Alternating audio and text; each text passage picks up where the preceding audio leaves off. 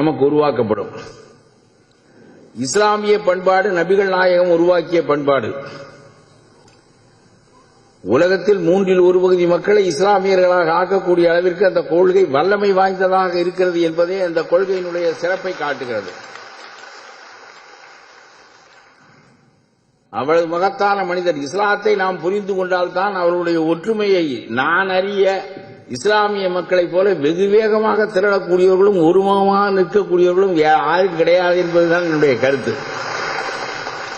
அதற்கு காரணம் இவர்கள் இல்லை, இந்த உம்மாவை கட்டிய நபிகள் நாயகம். இவர்களை உருவாக்கிய விதமே அப்படித்தான்.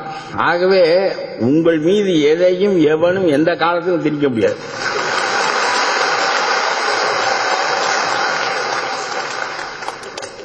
நீங்களும் உங்களை நினைத்தபடியெல்லாம் மாற்றிக்கொள்ளவும் முடியாது. எல்லாவற்றையும் வகுத்து அமைத்துவிட்டு சென்றிருக்கிறார் நபிகள் நாயகம். தன்னை சுருக்கிக் கொண்டு அல்லாவை பெருக்கியவர் நபிகள் நாயகம். இதுபோல ஒரு மத போதகரை நான் என்னுடைய வாழ்நாளில் நான் அறிந்த மத போதகர்களில் ஒருவரும் இல்லை. பெரும்பான்மையான மத போதகர்கள் கடைசியில் கடவுளாக ஆகிவிடுவார்கள். முதலமைச்சர்கள் எல்லாம் கடவுளாகின்ற போது மத போதகர்கள் ஆனால் என்ன?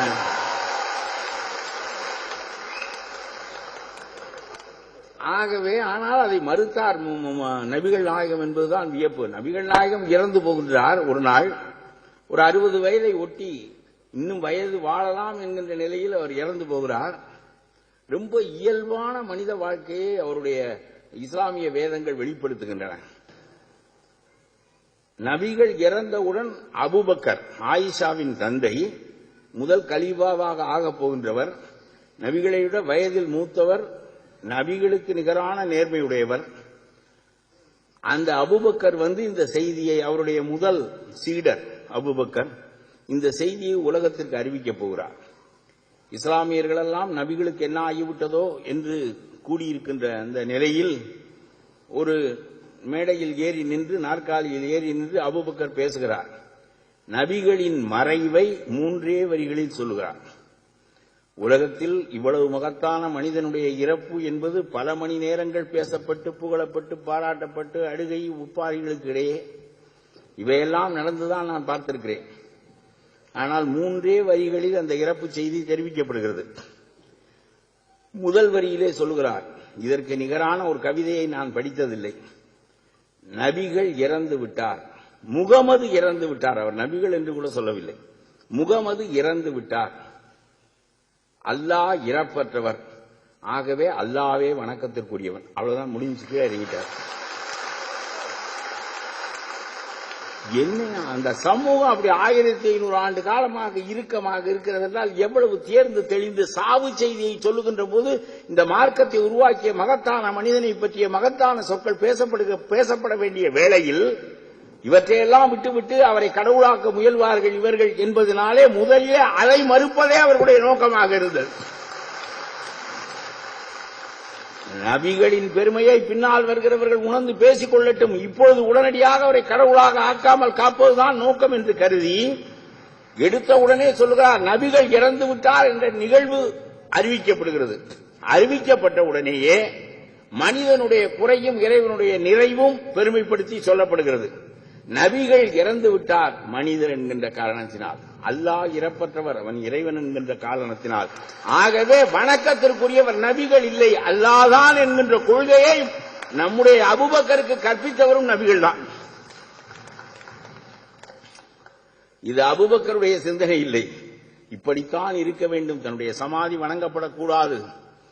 ஒரு மனிதனாக, கடவுளுடைய கருவியாக, நபிகளாக நான் வந்தவனே தவிர என்னுடைய சிந்தனைகள் அல்ல, என்னுடைய பெருமைகள் அல்ல என்று தன்னை சாதாரணமாக சுருக்கிக் கொண்டார். அல்லாவின் முன்னால் தன்னை சிறு கருவியாக ஆக்கிக் கொண்டு சுருக்கிக் கொண்ட பெருமைக்குரிய ஒரு பெரிய போதகர் அவர்தான். கடவுளை மிகப்பெரிய அளவிற்கு கொண்டாடுகின்ற சமூகமும் அதுதான். எல்லாரும் இறை நம்பிக்கை உடையவர்கள் தான், நானும் இறை நம்பிக்கை உடையவன் தான். ஆனாலும் கூட இறைவனின் பேராலே அளவற்ற அருளாளனும் நிகரற்ற பெருந்தகையுமான அல்லாவின் பேரால் எதையும் தொடங்குங்கள் என்று உங்களுடைய குர்ஆன் தொடங்குகிறதே, இதை நீங்கள் அளவற்ற அருளாளனின் பெயரால் தான் எல்லா செயலையும் நீங்கள் செய்வீர்கள் என்றால், உயிருக்கு போராடுகின்ற ஒருவனை காப்பாற்றுவதை அல்லாவின் பெயரால் செய்ய முடியும். ஒருவனுடைய உயிரை எடுக்கின்ற பணியை அல்லாவின் பெயரால் செய்ய முடியாது. ஆகவே அல்லாவின் பெயரால் தொடங்குவது என்று ஆகிவிட்டால் பிறகு பிழை செய்வதற்கு வேலையே இல்லை. எப்படி ஒரு முதல் வரி அதுவே உங்களை பிடித்து ஒரு உலுக்கி விடும். அவ்வளவு எனக்கு ரொம்ப இஸ்லாத்தில் பிடித்தது ஒன்று உண்டு. ஒரு அண்ணாமலை என்கின்ற இளைஞன் உண்ணாமலை என்கின்ற பெண்ணை காதலிக்கிறான் என்று வைத்துக் கொள்ளுங்கள். அவன் எப்படி பேசுவான் என்றால், உண்ணாமலை, நாளை மாலை நாளை இரவு உன்னை கூட்டிக் கொண்டு நான் ஓடுவேன். நாளை மறுநாள் எங்காவது ஒரு இடத்தில் திருமணம் செய்து கொள்ளலாம். உன்னை நான் காதலிப்பதையோ மணப்பதையோ உலகத்தில் யாராலும் மறிக்க முடியாது.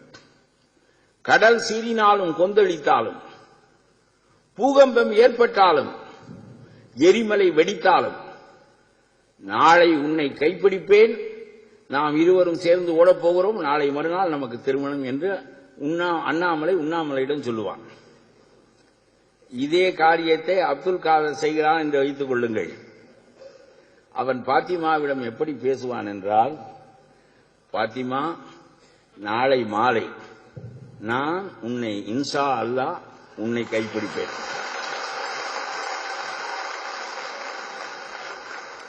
கடவுளுக்கு விருப்பம் இல்லை என்றால் கைவிடுவேன் என்றதற்கு பொருள்.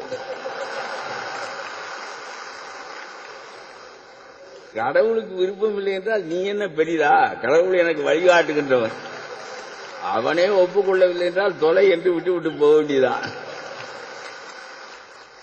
எந்த ஒரு காரியத்தை சொன்னாலும் இன்ஷா அல்லாஹ் என்று இடையறாமல் சொல்லிக் கொண்டே இருப்பார்கள். எந்த ஒன்றையும் அல்லாவின் அருளால் அடைகிறேன், அல்லாவின் அருளால் செய்கின்றேன் என்று இறைவனின் பெயராலேதான் இந்த மார்க்கமே இயங்குகிறது.